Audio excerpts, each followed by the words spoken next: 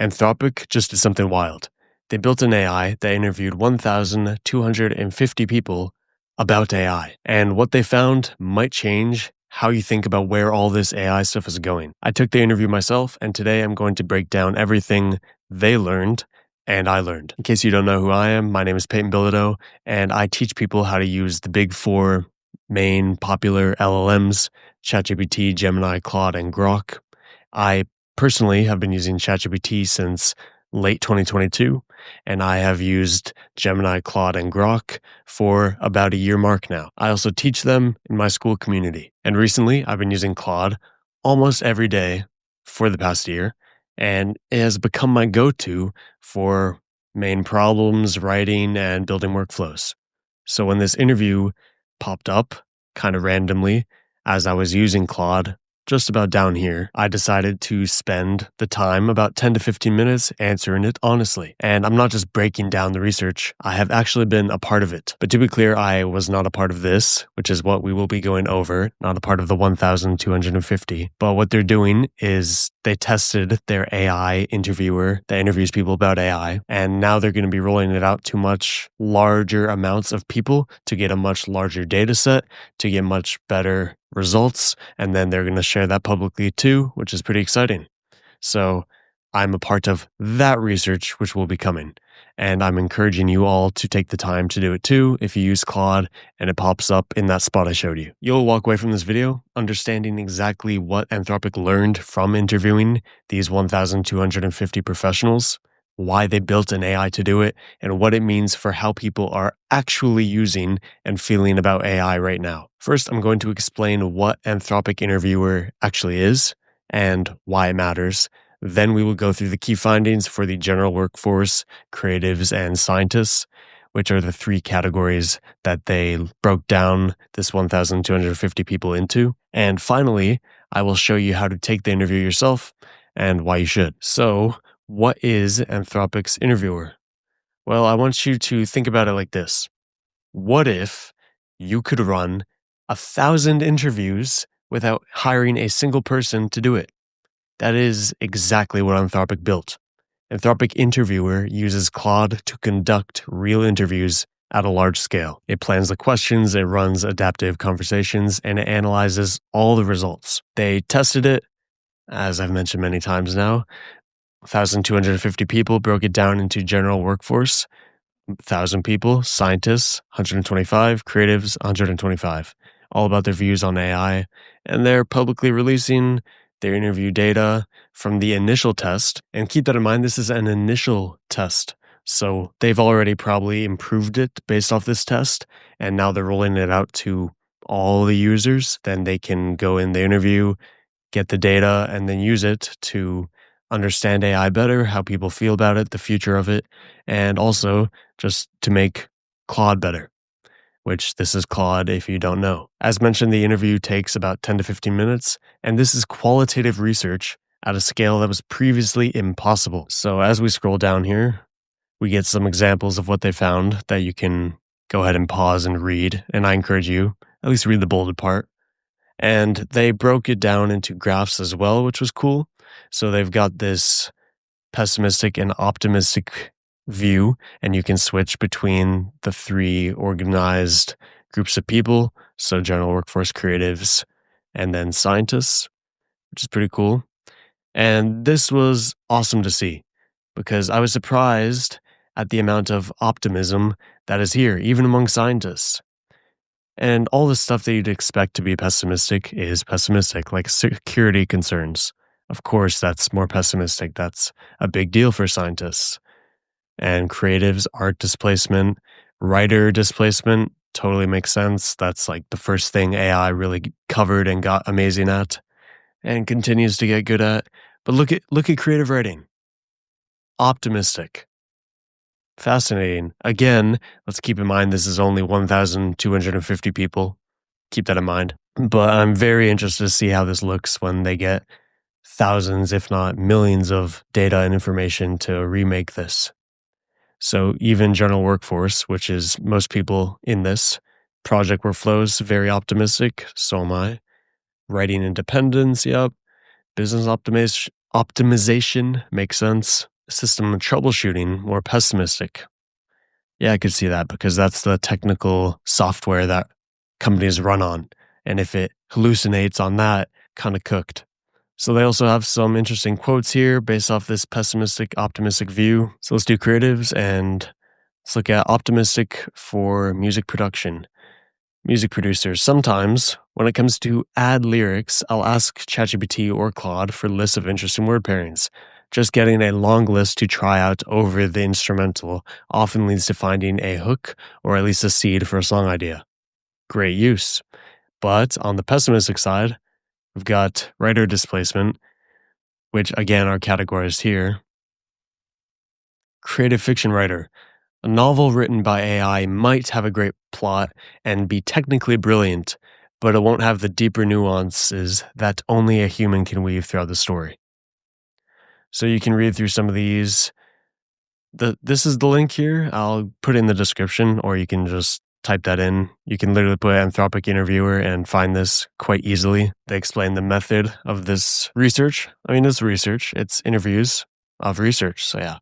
Participants, they break that down more. You get percents of who's what. So computer and mathematical occupations, 16%. And they break down the 125 groups as well. So you can see who those are. So we've got chemical engineering, physicists, all that, which is good.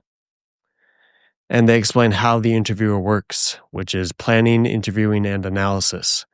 They've got these lovely graphics here explaining it. So basically, how this works is they've got this system prompt Claude version to do the research goals and to go through this plan, kind of scripted, and then it adapts based on the responses and conducts the interview. And then they take the transcripts, they take the transcripts, they also take a human researcher, so there is a human touch here, and then Claude, and they organize all the data and the information. And yeah, that's kind of the gist. Planning, interviewing. This is what it looks like when you enter it. Again, is at the bottom there, and it'll just kind of pop up if you use Claude. And I highly recommend you do. I mean, I'm always using the main LLMs because I teach them in a school community. That's kind of my business. It's called the AI Mentorship. Link in the description. But basically, right now, I think Claude is probably my top. Well, it's definitely top 2. It might be my favorite, but Gemini is just so good right now with Gemini 3 and Nano Banana and all that good stuff. But man, Claude is great. And Claude doesn't do image generation or video generation or any of that. So their focus is more code and writing and workflow. So keep that in mind if you want to test out Claude. But it's very good, very useful. And I don't know why, but it just seems to get what I say better. And there's Opus 4.5, which is their newer model. You've got Sonnet 4.5. But yeah, check out Claude if you haven't. Great company. I have high hopes for them and Anthropic in the future. So as I said, the human researcher collaborated with the Anthropic interviewer.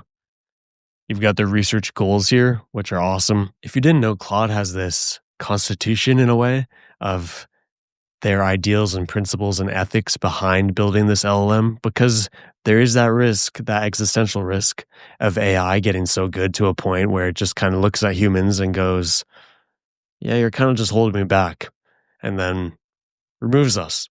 Big issue there, clearly. Ideally, we want AI to be aligned with humanity, which means for humanity and its progress and continuation over time and helping it. So Claude has a very interesting ethic board or list that you can check out. And I can put that in the link in the description as well. That breaks down how their LLM is, like the morals, ethics, and values of their LLM, basically. So that is very good to see, because even though ChatGPT and Gemini and Grok have those kind of ideals too, I think Claude's is the best from what I've looked at. So keep that in mind. But when you read these research goals, you get a little taste of all of that and the evolving relationship between humans and AI in workplace contexts and with creativity, the scientific stage. The trust level is a big thing for these scientists. And this is about a 20-minute read. So after you read it, you'll understand that they're more pessimistic and skeptical than most, which makes sense because if it hallucinates for some scientific experiment or test or something, It's quite an issue. Okay, now to the good stuff, the results. AI's impact in the general workforce. You've got these stats. 86% of professionals reported that AI saves them time, and 65% said they were satisfied with the role AI plays in their work. You've got this interesting theme happening, but also this social stigma occurring, which is the workplace dynamics. So, the social stigma, as mentioned here, a colleague recently said they hate AI, and I just said nothing. I don't tell anyone my process because I know how a lot of people feel about AI, which is quite relatable. I'm sure you experience this, especially if you're watching this video. People hate on AI bad, especially the news, especially social media, which all leans more pessimistic and hate towards it. But at the end of the day, this tool is inevitable. It's coming either way, whether you want it to or not, and it's going to revolutionize a lot of stuff, but we'll adapt to it. The hedonic treadmill idea, we'll get used to it, and a lot of people already are getting very used to it. And these amazing models are coming out, and they're like, trash. ChatGPT 5 is a great example of that. All this hype around it came out. It was a bit better. To be fair, that one was not very good. It's good now because of ChatGPT 5.1. Anyway, it had all this hype around it, and then people were like, it's okay, even though it was definitely better. So people are already getting used to this progress of AI and the innovation. And eventually, probably around 2027, 28, unless AGI enters the picture, it's just going to be a super amped up version of Google. Like everyone's going to be using it like everyone used Google all the time for everything. It'll be the same thing with AI. So you've got more statistics. 41% of interviewees said they felt secure in their work and believed human skills are irreplaceable. Yeah, if you look at that objectively, you realize a lot of skills are replaceable, unfortunately. Or fortunately, we'll see. There's that anxiety about AI's impact on the future. Totally understandable. Again, the news and all that is adding to that fear-mongering that's happening. But yeah, you got more statistics. Again, you should read this. Then it starts talking about approaches to AI use and how it varies. And you get this very interesting breakdown in more categories and this little graph of hope, worry, trust, pride, satisfaction, and frustration. And spoiler alert, it all tends to lean towards frustration and satisfaction because people are still trying to figure out how to learn it. And they like what it does, but it's also annoying. And the future forecasting anxiety is an issue too, which is why my AI mentorship exists to help those people have less frustrations and more of the satisfaction and hope and trust with it and pride. You can check out these graphs, they're pretty cool. And they talk about augmentation versus automation. Oh, and there's this, which I definitely want to highlight. And a pastor said this, keep in mind. If I use AI and up my skills with it, it can save me so much time on the admin side, which will free me up to be with the people, which is quite important for a pastor. So I just think that's awesome. You get many quotes here from the transcripts. Keep in mind, if you're doing these interviews, they might pull from the transcripts. They won't mention names, so it won't really matter. But this is your information and data that they're using. So as long as you're okay with that, then you can head over to Claude and it'll pop up here. There is a caveat that they say you had to have the subscription or have been using Claude for 2 weeks already to get the pop-up. So if you're brand new to it, you probably won't. So just keep that in mind. There's a line here that says certain sectors of voice acting have essentially died due to the rise of AI. And that's a quote from someone. And I mean, you have 11 Labs, you have Speechify, and they're amazing and very accurate. I mean, you even had Matthew McConaughey, believe it or not, who did a deal with 11 Labs to make his voice one of the options. So that, all right. Ooh, I butchered that. Whatever it is, his famous line there and his raspy tone and all that, anyone can emulate now. Okay, moving on, we've got more graphs. So what you saw at the top there was the 1,000 people. Now it's 125 broken down more. You can see the differences here. Designers is very interesting. For some reason, they're very hopeful. And yeah, I mean, look at writers leaning towards satisfaction. So all that crap about you writers complaining about AI taking your job and how it's messing up writing. This small sample size, yes, I will voice again, is leaning towards satisfaction here. Just saying. There's AI impact on scientific work. So these are interesting to look at, like data scientists. A lot of these tend to lean towards frustration and satisfaction. And I mean, astronomers are quite worried. Makes sense. Mechanical engineers, this is interesting. A lot of satisfaction and trust. I mean, that makes sense. Physicists, way more frustrated. So, yeah, more charts to look at. This is a quote from them. I would love an AI which could feel like a valuable research partner that could bring something new to the table. So, I hate to break it to whoever wrote that one, but that will likely be the result of AGI, where it can rewrite its own code, improve itself, and create things on its own, general intelligence. So that means being able to create a new idea, which any LLM cannot do right now. It might look like it can, but it's just pulling from patterns and then the internet and giving you something that already exists. So almost always, I think there was a small new recent one where it did come up with something in science, but almost always that'll be the result of something that looks like AGI rather than an even better and better LLM. Then they do looking forward, they explain some things. We didn't know how people felt about using AI, what they wanted to change about their interactions with the technology, or how they envisioned AI's future role in their lives.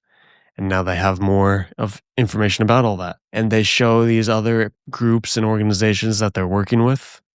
I mean, even teachers, which is fascinating. A lot of teachers just completely hate AI overall, but I think it can help them so much if they were just more open to it. Take part. So here's the call to action, so to speak. They're continuing to use Anthropic Interviewer to better understand how people envision AI's roles in their lives and work. To that end, we are launching a public pilot interview exploring what experiences, values, and needs drives people's visions for AI's future role in their lives. There's a link to that interview, which, I guess there we go. So thanks for sharing your thoughts. I already did it. But even in the article, you can just access it right away. Again, I think you need to have the plan for a minimum of 2 weeks to do it. But I could be wrong, so just try it in case you're brand new to Claude. We plan to analyze the anonymized insights from this study as a part of our societal impacts research and publish a report on insights from this data.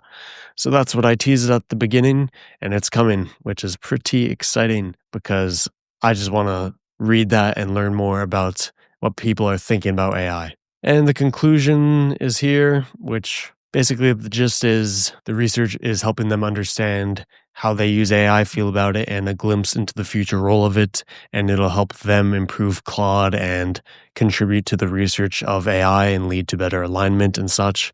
And they also touch on limitations here. So selection bias, demand characteristics. They mentioned that it is an AI, to be clear.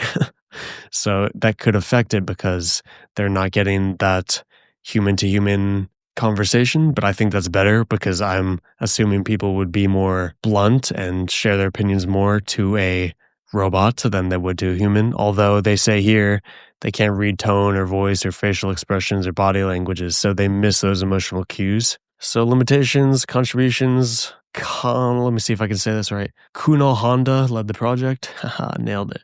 And then citations, appendix, FAQ. What will this study ask me? It'll just ask you about the vision of AI in your life, experiences, values, future data, how will they use it? You got the privacy policy, all that good jazz. Whew.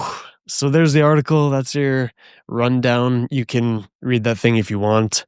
I know I kind of ran through that relatively quick and was a bit all over the place, but I hope you learned something insightful from that, and I hope you go and do this research. Or if OpenAI, which is ChatGPT, the company behind it, or DeepMind, the company behind Gemini, or XAI, the company behind Grok, if they ask for research and information and questions like that, take part in it. AI is the most powerful and revolutionary technology of our time. We want it aligned with humanity, with optimism, with rational optimism. So you might as well contribute. Trust me, they're not going to take your data and use it for some evil purpose. Trust me, they have all the data they need, and they're just going to get it either way, whether you want to give it or not. So don't be too worried about that. Just don't go throwing your social security number at it. If you actually want to get good at using these tools like Claude or like ChatGPT and Gemini and Grok, then that's what my AI mentorship school community is for. So you can check that out, link in the description. And all the information you need for that can be found in that link. So those who are truly interested will go there. Keep in mind, I also have some extra free value that will be under that link, which is 30 days of AI insights, just a short read to your email, and then an AI mentor mode. Sounds intriguing. It is. Check it out. Now, the algorithm has some strong opinions about what you should watch next. So if you want to see my breakdown of Google's recent AI updates with Gemini 3, Nano Banana Pro, and even their additions in Notebook LM, then you can check out this video right here. Thanks for watching. Hope you learned something. Cheers.